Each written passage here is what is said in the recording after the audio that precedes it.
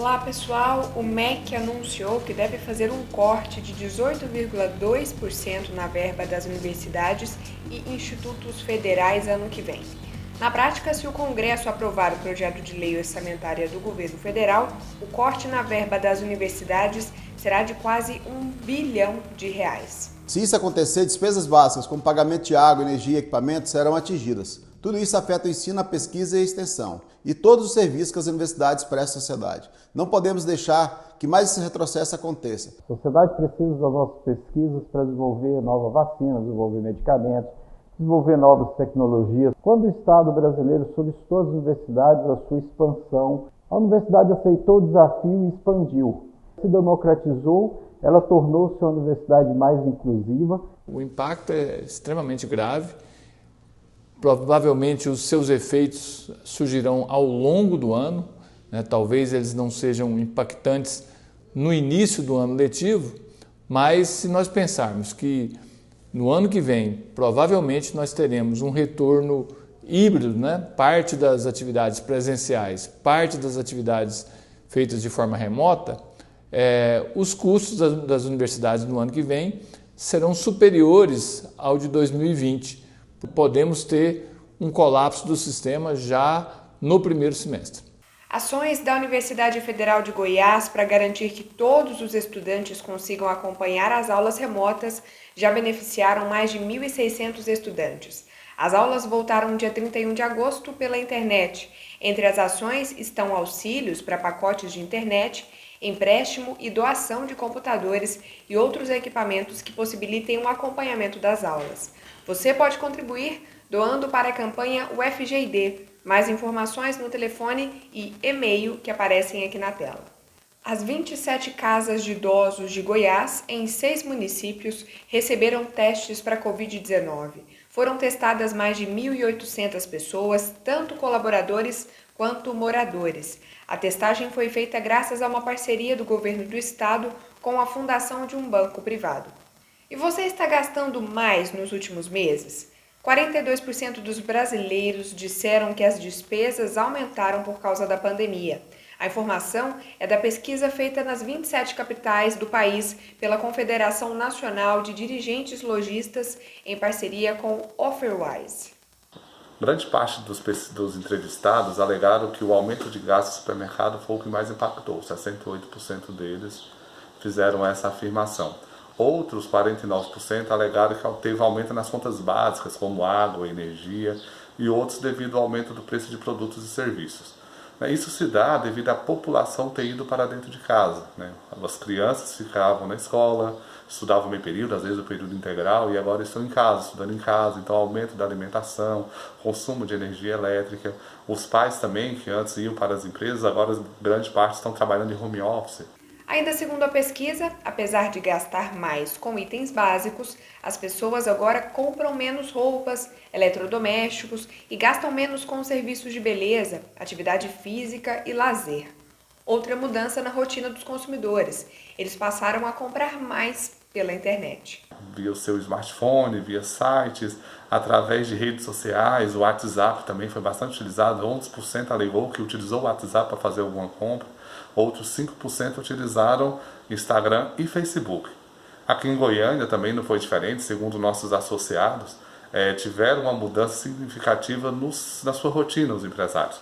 Eles fecharam as portas, grande parte deles, porém ficaram trabalhando online.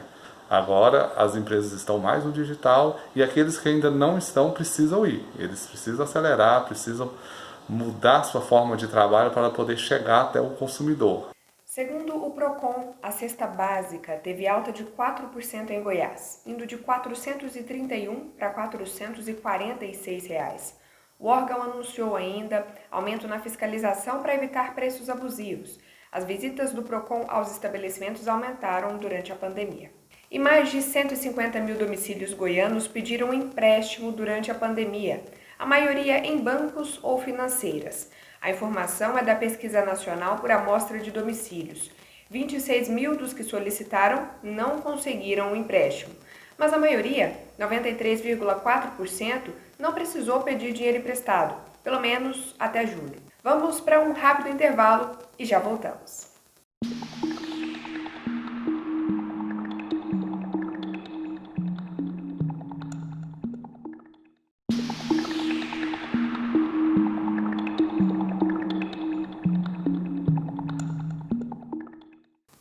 PIB, soma de todos os bens e serviços produzidos no Brasil, teve queda recorde de 9,7% no segundo trimestre deste ano. Tinha estimativas feitas no início da pandemia que indicavam até uma contração maior, né? A gente teve uma contração aí de 9,7%, como você apontou, é uma contração significativa. Os dados do IBGE apontam que é a maior contração em 120 anos, então não é algo que se possa negligenciar. Mas nós tivemos outros países aí que tiveram contrações maiores, inclusive países da Europa. A indústria foi bastante afetada, mas o setor que mais sofre atualmente é o de serviços, que agrega, por exemplo, turismo e profissionais liberais, como cabeleireiras. Do ponto de vista dos trabalhadores, têm sido mais atingidos justamente aqueles que atuam em atividades de serviços, aqueles que atuam com empregos informais, e aí destaco também os trabalhadores domésticos que estão entre as categorias mais afetadas. Mas aqueles trabalhadores que atuam em comércio, trabalhadores informais, alguns deles sequer tiveram condições de continuar na informalidade, porque essa informalidade, por vezes, depende de uma movimentação maior nas ruas, né? O que ainda não foi normalizado. Tanto é que os dados do IBGE estão mostrando que está acontecendo no Brasil, e também é o caso aqui de Goiás, uma redução da informalidade, mas não em razão do aumento do número de pessoas com carteira assinada, e sim em razão disso que eu acabei de falar, que é da impossibilidade de alguns trabalhadores continuarem na informalidade. Esses perderam por completo a sua renda. O que a gente pode pensar que explicaria essa queda tão grande? Seria uma má gestão da crise sanitária, da pandemia, por parte dos governos? Seria um cenário que o Brasil já tinha econômico, que já não estava muito propício, por exemplo? Eu acredito que uma junção das duas coisas, né? Nós tivemos e continuamos a ter alguns problemas de comunicação que têm confundido as pessoas, né? E, ao mesmo tempo, nós tivemos as medidas de distanciamento social que fizeram com que várias atividades fossem paralisadas, né? A piora econômica do país deve levar quase 4 milhões de domicílios para as classes D e E neste ano. A informação é do estudo da consultoria Tendências, com dados também da Pesquisa Nacional por Amostra de Domicílios do IBGE. É a pandemia que traz essa situação? Sim ou não? Né? Na verdade, não. Se a gente for analisar, ironicamente, a série histórica, a pandemia piora um cenário que já vinha ocorrendo. Ora, pela primeira vez na história, a gente registra um número maior de pessoas em trabalhos informais, desempregadas, vivendo de bico, ou por microempreendedor individual, do que número de pessoas em trabalhos formais, ou seja, de carteira assinada. Então, a pandemia chega em um período em que a economia já está em declínio, e o que é importante a gente pensar no primeiro momento em termos do cenário pós-pandemia? Primeiro, de fato, é a piora de todos esses indicadores. 6 milhões de desempregos no último trimestre. Esse desemprego afeta aqueles setores, aí é preciso a gente fragmentar. Afeta aqueles setores com maior capilaridade com os serviços e o comércio e com menor rendimento. Então, o desemprego afeta novamente aqueles que estão desempregados. Para o pesquisador, o auxílio emergencial tem um papel-chave na recomposição da renda hoje. E em um país com médias salariais muito diferentes, isso deve ser levado em conta na hora de analisar a real situação. Se a média do Brasil, em 2019, segundo pesquisa do IBGE, era 1.400, a média do Maranhão era de 630. A média do Piauí era em torno de 680. E por que é importante pensar nisso? Porque vem um auxílio emergencial e despeja no domicílio em 40% dos domicílios brasileiros. Em 40%. Uma média, nada mais, nada menos, de que R$ 840. Média. média, entendeu? Então, isso teve um impacto enorme, momentâneo, na recomposição da renda. O que eu quero dizer com isso? É que se a gente tira a pandemia, e, portanto, também tira o auxílio emergencial, nossa situação seria tal e qual, e talvez até pior. Os crimes na internet cresceram consideravelmente durante a pandemia. O Gustavo Soares tem mais informações. O que a Safernet constatou através do levantamento de dados sobre os 3 primeiros meses de pandemia, entre março e julho de 2020? A Safernet percebeu no período da pandemia um aumento muito expressivo no número de denúncias relacionadas a algumas categorias de crimes praticados pela internet. Por exemplo, a gente percebeu um aumento de quase 5.000% no número de denúncias relacionadas a conteúdo neonazista, o que inclui eugenia. Também percebemos um aumento expressivo no número de páginas relacionadas à pornografia infantil, ou seja, páginas que estão veiculando imagens contendo abuso sexual de crianças e adolescentes, tanto imagens novas como imagens antigas que foram repostadas, o que denota aí um aumento no crescimento de buscas e procura e produção também por esse tipo de conteúdo, que caracteriza crime no Brasil, e páginas que fazem apologia e incitação a crimes contra a vida, incluindo incitação à violência, a suicídio, a automutilação, e também conteúdo de xenofobia, né? Ódio, preconceito e discriminação, sobretudo contra populações de origem asiática. Essas são as 4 categorias em que houve um aumento expressivo diretamente associada à pandemia. Por isso é tão importante que os pais fiquem atentos ao que as crianças acessam na internet e mantenham um canal aberto de diálogo para que os filhos possam falar de uma situação de perigo. Outra ideia de segurança é que algumas plataformas, como YouTube e Messenger, têm as versões específicas para crianças usarem. E em necessidade de falar com especialistas, a Safernet oferece um canal anônimo de chat, onde crianças, adolescentes, pais e responsáveis podem conversar com a nossa equipe e buscar ajuda e orientação sobre alguma situação de risco ou de perigo na rede. O endereço é www.canaldeajuda.org.br. O maior número de violações encontradas nos 3 primeiros meses de pandemia é de pornografia infantil. Foram quase 43 mil, mais do que o dobro do mesmo período do ano passado. Essas violações estão principalmente no Twitter, Facebook, Instagram, nos fóruns anônimos e nos sites de troca de arquivos de imagem. Em caso de você estiver navegando na internet e encontrar alguma página contendo pornografia infantil, cenas que contenham imagens de crianças e adolescentes em atos pornográficos ou de sexo, não feche os olhos e nem se omita. Denuncie. Basta acessar o endereço www.denuncie.org.br, selecionar pornografia infantil no formulário, copiar e colar o endereço da página e clicar em denunciar. Ou seja, em apenas 3 cliques, você vai finalizar uma denúncia que é completamente anônima e vai permitir que aquele conteúdo seja removido e os autores do crime sejam investigados e punidos na forma da lei.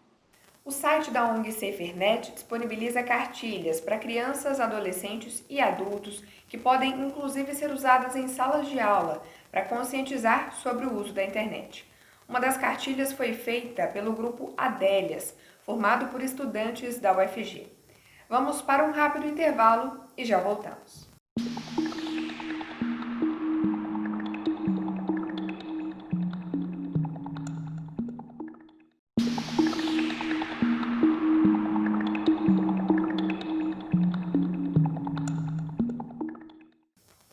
O projeto Assistência de Saúde às Comunidades Tradicionais de Goiás, parte do projeto de extensão Politizar, foi premiado pelo Laboratório de Inovação Cidadã da Universidade Federal do Rio de Janeiro.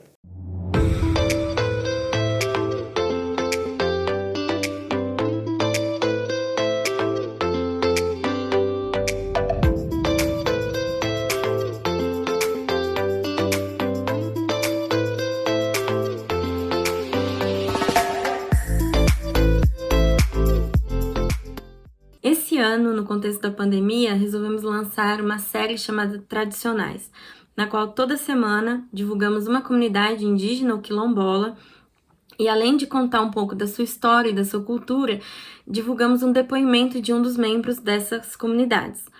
A partir desses depoimentos, nós nos sensibilizamos e resolvemos criar um plano de advocacy de assistência à saúde a essas comunidades. Participar desse projeto da Universidade Federal do Rio de Janeiro contribuiu para que a iniciativa do Politizar consiga cada vez mais passar do papel para a prática. Que a gente disputou com 235 projetos do país todo. Então, ser um dos 30 selecionados foi algo muito gratificante para o nosso projeto. Além dessa formação que a gente vai ter e dessa troca de experiências, eles vão disponibilizar mais R$1.000 para uma ajuda de custo, e a gente já resolveu que a gente também vai doar essa quantia para as comunidades indígenas quilombolas, para ajudar na assistência com álcool gel, com cestas básicas. Eu sei que não é um valor muito alto, mas realmente a gente acha que divulgando também essas campanhas, a gente consegue trazer mais pessoas que possam contribuir, que possam ajudar essas comunidades nesse momento tão difícil.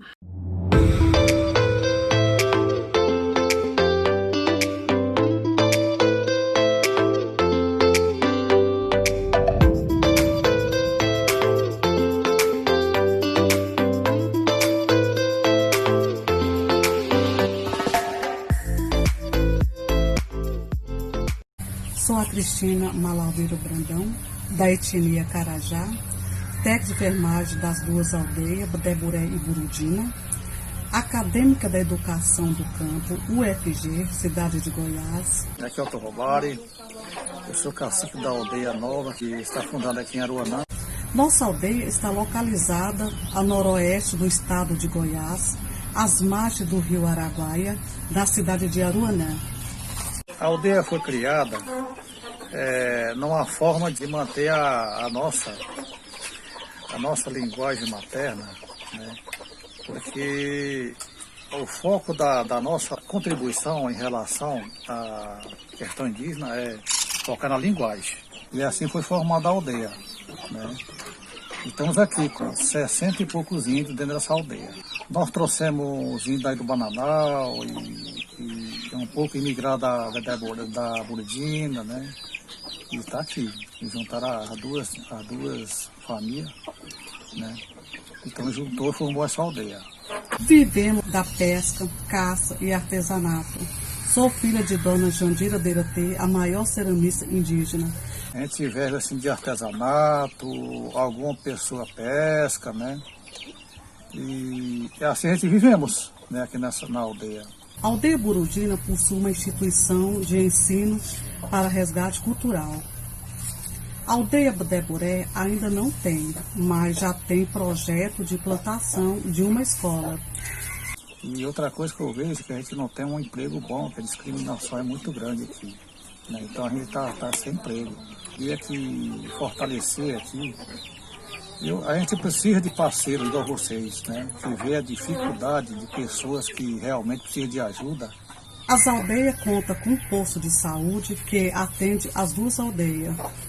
Com a ajuda que estamos recebendo, a nossa aldeia não tem o contágio da Covid-19. E outra coisa que eu queria falar para vocês é assim uma forma de pedir uma ajuda para vocês, né? Que ajuda nós, porque a gente está a forma assim de a gente não temos emprego, né?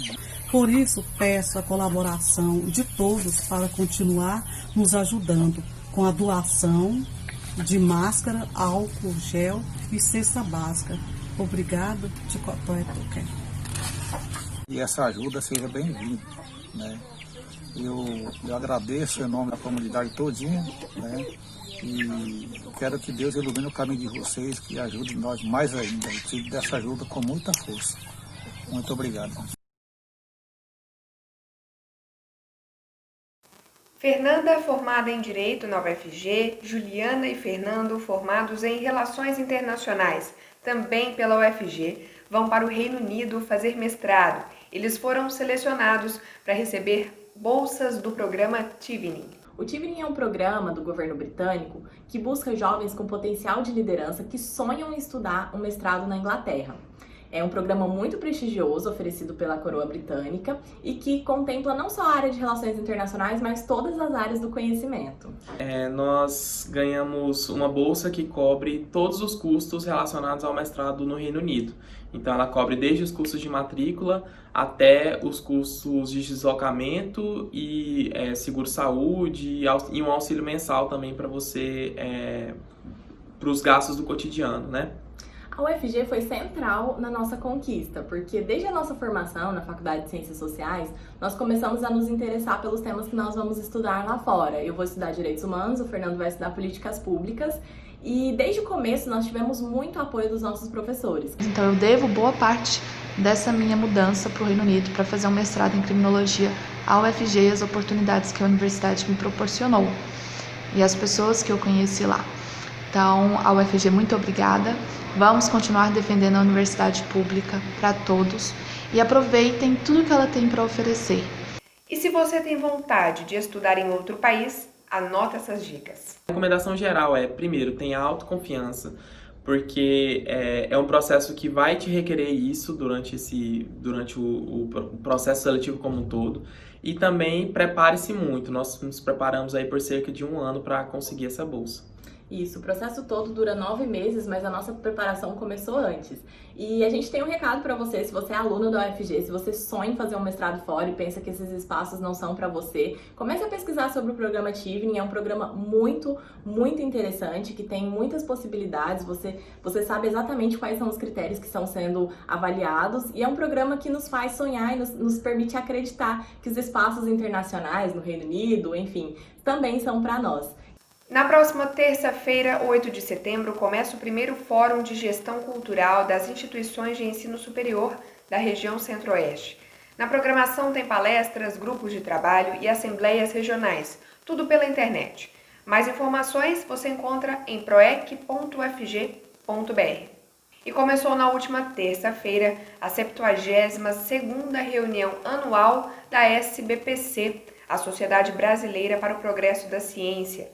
Na programação tem conferências, painéis, atrações culturais, além dos web minicursos, para os quais você precisa se inscrever antes, e o prazo termina hoje. Para acompanhar o restante do evento é só acessar a página oficial da SBPC no YouTube.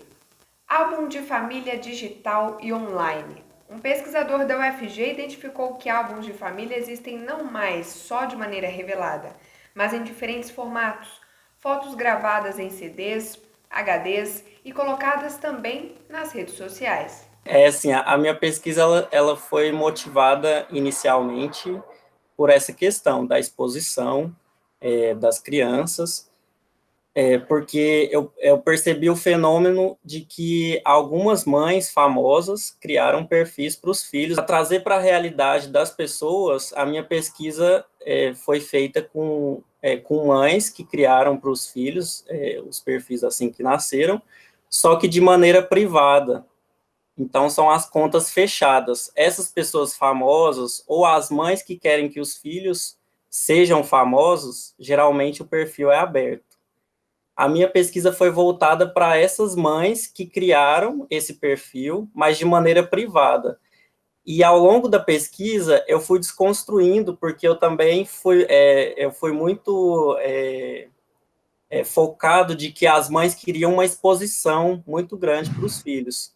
Só que a pesquisa ela me mostrou que não, que as mães querem esse lado privado do álbum de família, só que usando a rede social, por quê? Porque ela pode mostrar para os amigos próximos e para os familiares de uma maneira muito eficiente. Então, assim, sobre a segurança, é uma preocupação que eles têm mesmo, porque eu até percebi que o número de seguidores não é tão elevado, exceto alguns que começaram a perceber que ao fazer fotos e vídeos ganhavam novos seguidores e foram deixando esse número de seguidores crescer. Mas a maioria é muito intimista, assim, às vezes no máximo 50 seguidores. A gente focou na questão da encenação fotográfica. Como que os pais e mães criam cenas, né, tanto na parte de mudar o corpo da criança, querer que a criança fique numa posição exata para a fotografia, criar um cenário mudando, por exemplo, o ambiente, e também a questão das legendas. Os pais criam falando na voz da criança. Eles escrevem em primeira pessoa, né, como se a criança estivesse escrevendo. Então, a conclusão assim, que nós chegamos é que a maioria dos pais, eles negam essa encenação, apesar dela ser evidente, né? Essa encenação fotográfica, que também sempre existiu, desde o álbum impresso, que a gente também tem que perceber que algumas mães, por exemplo, sempre seguravam os filhos de uma maneira para eles ficarem na pose que elas queriam, né? Sempre forçando o sorriso, e várias outras questões. Então, eles negam essa encenação, e eu percebi que eles criam uma encenação da espontaneidade. Eles querem a todo momento mostrar que as fotos são espontâneas. O Mundo UFG fica por aqui. Muito obrigada pela companhia e até a próxima.